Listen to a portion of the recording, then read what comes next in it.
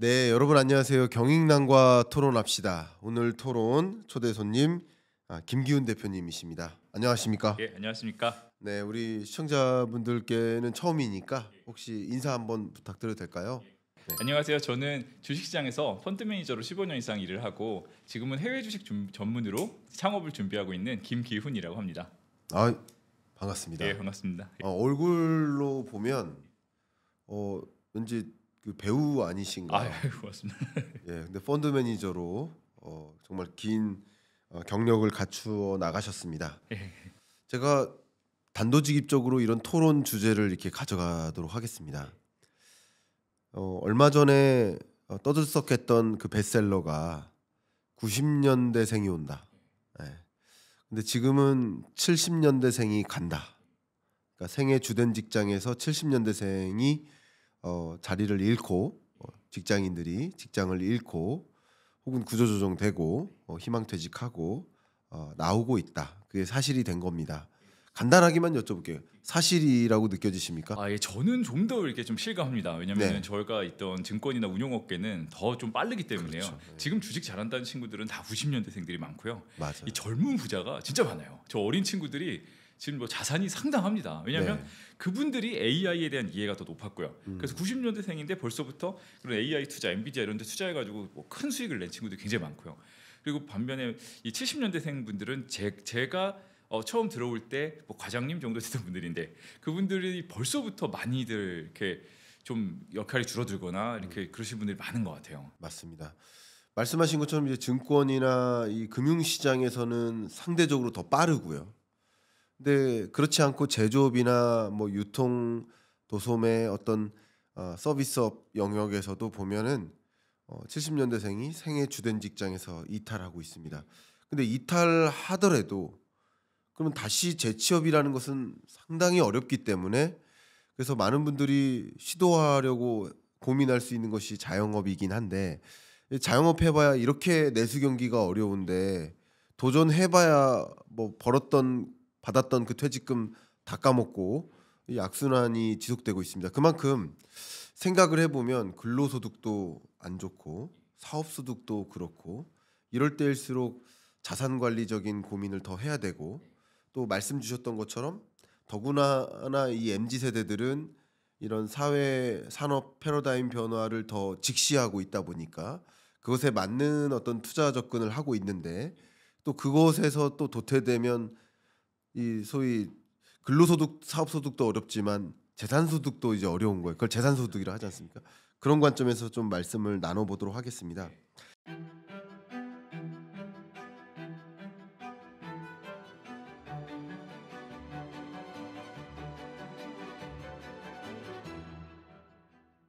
그냥 큰 틀에서 부의 대이동이 일고 있다.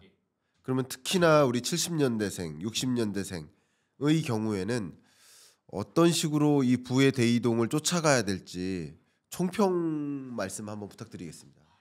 제가 그렇게까지 말씀드릴지 모르겠지만 제가 생각하는 부분이 사실 말씀하신 대로 이 두 가지가 좀 다 막힌 것 같아요. 옛날에 좋은 직장에서 꾸준히 돈을 벌고 자산을 적립해서 앞으로 나아가는 방법과 그다음에 이제 뭐 사업을 해서 근데 사업이 사실 대부분의 사업은 우리 내수 사업을 할 수밖에 없어요. 네. 그러니까 우리나라의 뭐 시장에 상장돼 있는 회사들은 대기업들은 주로 수출을 하지만 네. 그러니까 저희가 수출 사업을 갑자기 일으킬 수는 없잖아요. 문태로 해서 사업을 한다면 결국 내수에 의존해야 되는데 그러니까 저는 글로벌 경기가 뭐 좋아진다는 건 떠나서 내수가 좋아지긴 사실 쉽지는 않은 것 같습니다. 당장 네. 지금 상황에서요. 네. 정책이 어떻게 될지도 모르고요.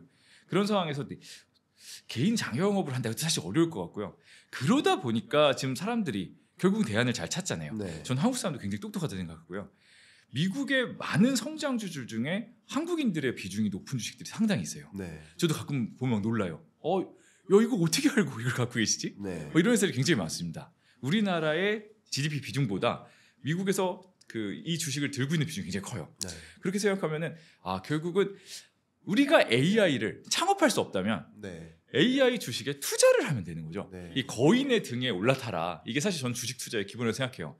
제가 대기업을 글로벌 빅테크를 창업할 수 없기 때문에 저희가 글로벌 빅테크를 해서 위대한 경영을 하고 있는 투자자들의 등 위에 올라타는 방법은 좋은 미국 주식을 선택해서 투자하고 그걸 장기간 투자한다면 그 수익으로 사실 우리가 그 성장을 수혜를 누릴 수 있다고 생각합니다. 너무 이게 가장 좋은 방법 같습니다. 좋은 의견이신 것 같습니다.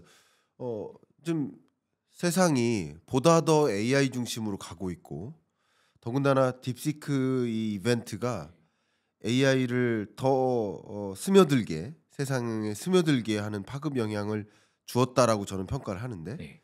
그런 여정에서 우리가 말씀하신 대로 내가 AI 기업의 직원이 되기 어렵거나 내가 AI 기술을 갖고 있지 않거나 그러면 어떻게 하란 말인가? AI 기업에 투자를 하면 되겠죠. 예. 그런 접근이 바로 지금 이 부의 대이동 과정에서 MZ 세대들은 발빠르게 예. 비트코인을 소유하고 그죠? 예. 그래서 소위 뭐 5천만 원, 6천만 원에 사서 지금 1억 5천만 원에 그렇죠. 가깝게 오르고 뭐 이런 움직임을 가져가고 있는데 예. 소위 70년대, 60년대 전통적인 투자자들은 또 과거에 있었던 옛날 섹터에 예. 주목을 하다 보니 계속 이게 줄어드는 거죠. 예. 그죠? 그렇기 때문에 이 움직임을 좀 관찰해야 될 것 같습니다. 그러면 예. 제가 가볍게 이 질문을 드려볼게요. 또 이 증권업계에 오래 계셨기 때문에 딥시크 사태 예. 이게 결과적으로 AI 코멘트를 해주셨으니까 예. 어떤 파장을 주고 있다 이렇게 느끼십니까? 예, 저는 이 딥시크 사태가 사실은 요즘에 많이 얘기가 나오는데 뭐 이게 비용을 사기쳤니 막 뭐 이걸 베껴서 했니 증류라고 그러는데요. 이 증류해서 했니 막 별 얘기가 다 있어요. 뭐 그런 거는 뭐 많이 있으니까 제가 이건 차치하고 어느 정도의 효율성을 진보로 이뤄낸 건 맞다고 생각합니다. 네. 예. 물론 과장이 있어요. 비용 그렇게 짜게 들진 않았어요. 근데 효율의 진보가 있었고 이런 효율의 진보가 있을 때 사실 과거의 테크 역사를 보면 비용을 낮추면서 항상 성장했거든요. 예. 예. 이 처음에는 비용이 높아져서 이 사이즈가 커져 보이지만 네. 이거는 사실 지속적으로 가능한 성장이 아니에요.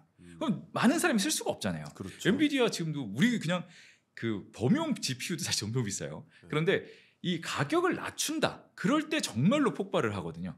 그래서 그 뭐 이렇게 제본스 역설 막 이런 것도 마이크로소프트 CEO가 얘기하고 했는데 이 양이 늘어난다는 거예요. 그래서 이 파이는 커진다. 저는 그래서 오히려 지금이 AI가 대중화되고 모든 작은 기기 건건이 다 들어갈 수 있는 그런 시작이 되는 걸 생각하기 때문에 이게 나쁜 이벤트라고 생각하지는 않습니다.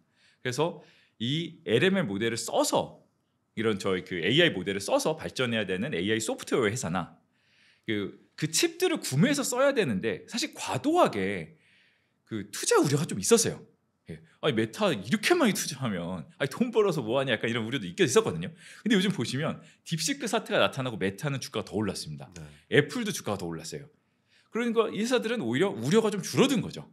우리나라도 뭐 네이버, 카카오 이런 회사들이 사실 비즈니스가 좋은지 잘 모르겠지만 어쨌든 이런 우려들이 소프트웨어 쪽으로 갈 수 있겠네 이런 흐름을 좀 만들 수 있는 거죠. 네. 그런데 그러니까 이렇게 볼 때 그럼 과거에서 좀 달라진 건 뭐냐? 조금 우려가 생기는 부분은 24년 상반기까지의 주도주는 완전 엔비디아였잖아요. 네. 이 엔비디아 같은 경우는 사실 비싼 가격에 90% 매출 총이익으로 팔아서 이 돈을 크게 벌었다 이건데 아무래도 캐펙스의 피크, 그러니까 이 투자의 피크가 오기는 온 것 같다.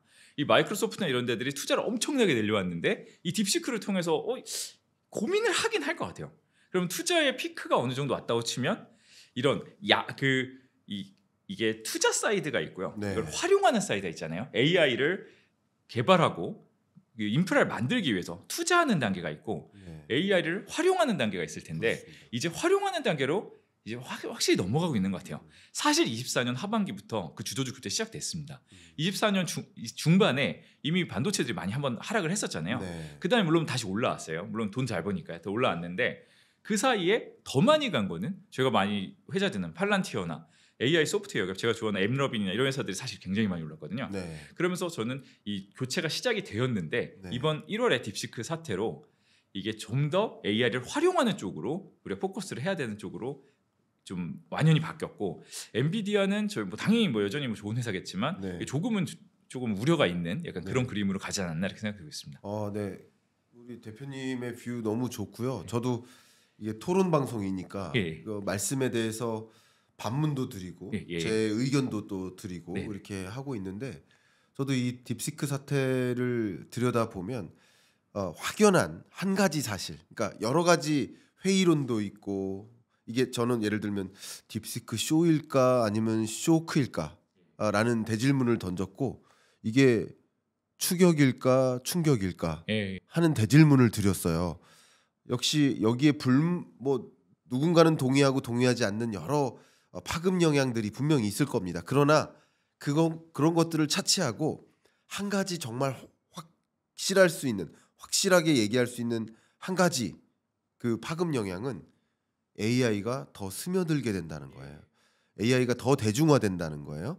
그러니까 AI is everywhere라는 이 문장이 확연히 느껴지게 되는 계기가 된다. 말씀하셨던 것처럼 딥시크가 이렇게 무료로 이렇게 스며들고 있으니까 다른 또 AI 기업들도 무료로 런칭을 한다든가 또 저가 경쟁을 한다든가 이런 움직임들을 펼쳐나가다 보니까 이제 앞부분 그 AI를 처음 어답트했던 얼리 어답터들뿐만 아니라 머저리티마저 이제 수용하게 되는. 그렇죠. 예. 그러니까 이게 말 그대로 대중화하고 본격적으로 그러면 이렇게 AI가 우리 일상으로 스며드는 여정에서 AI 캐파가 커지는 계기는 분명 됩니다. 근데 그 AI 커지는 캐파에서 누가 이 시장을 점유할까는 다른 문제지만 그래서 누가 점유할까를 좀 관심 갖는 것도 중요하겠지만 캐파가 커지면서 기회가 될 섹터는 어디일까? 이것을 보는 것도 매우 중요하다고 생각하는데 혹여나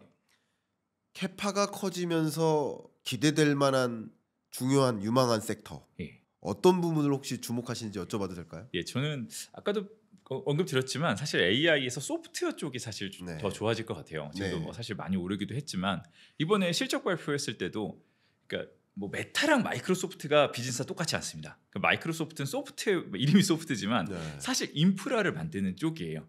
예, 처음에 초기의 인프라를 구축하는 쪽이고 이거를 활용해서 컨슈머 일반 소비자들에게 광고 이런 효용을 높여주는 그렇죠. 이런 거는 메타입니다. 그러니까 어제 실적 발표에서 확연히 갈렸어요. 마이크로소프트는 발표하고 뭐 6% 이렇게 떨어졌고 메타는 뭐 소폭이나마 20% 정도 올랐습니다. 네. 그리고 뭐 예를 들어 테슬라 여기도 활용하는 쪽이에요. 네. 테슬라가 칩을 만들진 않잖아요. 예. 뭐 칩을 사다가 만든 XAI로 XAI를 돌려서 이 자동차라는 수없이 많은 네. 이 자동차가 이 플릿이라고 그러잖아요. 이게 굉장히 많습니다. 전 세계 돌아가는 게 테슬라 참 몇 대 안 되지만 이 테슬라의 자율주행을 뭐 일반 자동차 기업들이 도입하게 된다면 이게 수억 대 시장으로 올라가는 거잖아요. 그렇죠. 그러니까 근데 이게 가격이 너무 비싸면 모든 자동차 이걸 하기가 어려울 수 있는데 이게 가격이 내려와 주면 분명히 좀 도움이 되는 거죠. 네. 속도도 빨라지고요. 그러니까 이런 그 AI를 활용하는 쪽들, 뭐 팔란티어도 AI를 활용하는 쪽이겠죠. 그렇죠. 뭐 그리고 제가 엠러빈이라고 이렇게 좀 많이 얘기 드리는 회사가 있는데 앱 마케팅을 하는 회사예요. 예. 좀 많이 알려진 회사는 아닌데 이 소프트웨어 이렇게 앱에서 이렇게 우리가 게임 같은 거 막 하려고 할 때요. 이거를 어떻게 하면 사람들에게 잘 홍보를 할까 뭐 이런 걸 했을 때 이 앱러빈에 맡기면 이가 AI를 얘네가 잘 돌려서 어떻게 타겟팅을 하고 어떻게 사람들을 하면 꼬이시면 이게 많이 쓸 것인가 이런 거를 많이 잘하는 회사입니다. 그게 항상 예전부터 있었는데 AI가 소개되면서 회사의 소율성이 갑자기 올라가세요. 그러니까 이런 AI를 잘 활용하는 회사들 오늘도 그 티커가 TEAM인데 뭐 아틀라시안이라고 네. 이 기업에서 협업을 하기 위해서 쓰는 기업용 소프트웨어 회사가 있는데 여기도 실적 발표하고 지금 막 19% 이렇게 막 올랐거든요. 네. 그러니까 이런 회사들도 이 AI가 얼마나 실제로 쓰이냐, 막 기업에서 자기들이 쓰는 AI 쪽을 활성화도를 봤더니 25배가 늘어났더라. 뭐 이런 얘기를 해요. 그러니까 실제로 AI를 활용하는 쪽. 그러니까 우리나라라면 약간 모르겠어요. AI의 경쟁력까지는 모르겠지만 네. 일단은 틀로 봐서는 네이버 같은 쪽이 약간 그런 느낌이 되겠죠. 그러니까 이런 쪽으로 조금 포커스를 하는 게 맞지 네. 않나. 뭐 구글이나 메타가 오히려 생각보다 굉장히 쌉니다. 그렇죠. 예. 왜냐하면 사실 그 전에는 AI 투자 단계였기 때문에요. 네. 엔비디아, 마이크로소프트 이런 데를 주목을 많이 받았었고요. 네. 사실 구글이나 메타는 그걸 이제 사실 열리지 않나 싶어요. 그러니까 그들은 33억 명의 뭐 SNS 고객을 메타 갖고 있고 유튜브가 또 어마어마하게 구글이 갖고 있잖아요. 네. 그러니까 이런 거를 더 매출을 더 늘릴 수 있는 방법 이런 거에 대해서 AI가 적용되는데 이런 시나리오가 올해 나오면서 이게 상당히 생각보다 비싸지 않은 주식인데 수익을 낼 수 있는 이런 환경이 되지 않을까 이렇게 생각하고 있습니다. 너무 중요한 말씀 주셨습니다. 네. 그 말씀에 대한 제 토론적 의견 한 가지 드리면, 그러니까 이런 게 일종의 산업혁명이거든요. 예. 그죠? 그러니까 인터넷이 없다가 있을 때, 예를 들면 우리가 어떤 글로벌 기업과 거래를 성사시킬 때 인터넷이 없던 시절에는 우편을 보내요. 네, 네. 그럼 며칠 만에 우편을 받아보고 받아본 사람은 또 회신을 해요. 오퍼를 보내고 카운터 오퍼를 보내요. 네. 이게 왔다 갔다 하다가 엄청 오래 걸리죠. 괜찮네 예, 예. 생각되면 그때 미팅을 만들어요. 예. 그 미팅을 합니다. 실제 어딘가에서 갑이 오라고 하겠죠. 예, 예. 바이어가 보통 오라고 하겠죠. 그러면 우리나라 수출 기업들은 가야 됩니다. 예. 가가지고 미팅을 해요. 근데 시제품 보내봐. 시제품 마음에 안 들어. 그러면 그거 끝나요. 예. 얼마나 비효율적입니까? 근데 마음에 들어요. 그럼 시제품 나중에 보내고 시제품 이거 마음에 안 드니까 다른 거 보내. 한 다음에 수출 계약이 성사되잖아요. 예. 근데 인터넷이 보급되면서 이게 실시간으로 거의 메일링이 왔다 갔다 하고 줌으로 회의를 하고 이게 비용 면에서 엄청난 절감 아닙니까? 그렇습니다. 예. 그러니까 이 비용 절감은 산업의 생산성을 끌어올리는 겁니다. 네. 그래서 산업혁명이라고 하는 거예요. 예, 예. 그러니까 지금 인공지능 AI라는 영역에서 네. 본격적으로 AI 서비스를 제공하는 플랫폼 기업들로 하여금 이 앞단에서 예, 예. AI 소프트웨어나 AI 하드웨어, 뭐 반도체 마찬가지 이들끼리 더 가격 경쟁을 하게 만든 거예요. 맞습니다. 예, 예. 그러니까 결국 가격 경쟁 속에서 AI 서비스 기업은 더 효율적으로 서비스를 제공할 수 있게 된 거죠. 좋은 말씀하셨는데요. 네. 그 인터넷 시대의 발전 과정과 굉장히 비슷해요. 네. 인터넷 시대도 맨 처음에 주목받던 회사들은 뭐 TMT 회사나 그 시스코, 네. 퀄컴 이런 회사들이었어요. 그러니까 인터넷을 먼저 광통신을 깔고 네트워크 장비를 만들고 해야 되잖아요. 그러니까 이런 게 올라왔고 사실 그 다음에 뭐 이렇게 뭐 브라우저 막 이런 거 막 이렇게 올라왔는데 네. 사실 그런 회사들이 돈을 번 거는 어느 순간이고요. 거기서 그 위에 몇 년에 걸쳐서 서비스를 올린 회사들 예. 나중에 나왔죠. 뭐 구글이고 아마존이고 그런 마이크로소프트 이런 회사들이 결국 인터넷 시대에 돈을 장기간 벌었잖아요. 그렇죠. 그래서 그 시스코의 역사와 뭐 엔비디아 역사를 막 비교를 하는데요. 뭐 저는 조금 다르다고 생각해요. 그러니까 시스코처럼 보다는 엔비디아가 계속 이렇게 지속되는 매출을 할 가능성이 훨씬 높긴 한데 네. 어쨌든 크게 봐서 이 가격 효율성을 만들면서 이게 널리 퍼지고 많은 사람들이 쓰게 되고 사실 저희가 인터넷 쓸 때 무료로 쓰는 거 진짜 많아요. 맞아. 뭐 구글에 검색할 때 돈 내는 분 없잖아요. 네. 네. 뭐 페이스북, 인스타그램, 뭐 릴스 쓸 때 돈 아무도 안 내요. 네. 그래서 구글이랑 메타가 망했나요? 아니죠. 맞아요. 예. 무료화가 사실은 되게 핵심이었어요. 여러분 유튜브도 마찬가지예요. 네. 무료로 이 영상 보고 네. 계신 거잖아요. 그래서 딥시크가 처음 나와서 이거 돈 내고 써야 되는데 이렇게 싸게 하면 어떡해? 하지만 모르겠어요. 당장 몇 곱하기 몇 해가지고 매출은 뭐 줄을 수도 있겠죠. 네. 하지만 이게 대중화를 만든다는 거죠. 그렇죠. 네. 그렇죠. 결국 돈은, 엔드 유저에게 비용을 지불하지 않도록 하는 그 예. 비즈니스 모델을 구축하는 게 필요하고 예, 예. 뭐 챗 GPT든 뭐 딥시크든 그 돈은 소비자로부터 받는 게 아닌 거죠. 예, 예. 다른 데서 어떤 벌 수 생태계에서 있죠. 벌어야죠. 예, 예, 예. 그러니까 그런 구조를 만들어 간다는 관점에서 이게 무료화되고 저가화되고 서비스가 그러면 AI 서비스는 더 많이 보급될 거고 말씀하신 대로 AI 생태계가 바뀌겠네요. 지금까지 AI 시중을 이끌었던 기업이 어쩌면 엔비디아였다면 생태계 자체를 바꿔놓는 구조로 전개될 수도 있다는 거죠. 그 부분 상당 부분 일리가 있는 말씀이시고 그런 생태계가 어떻게 바뀌는지를 들여다볼 필요가 있지 않나 그런 시사점을 주시는 것 같습니다.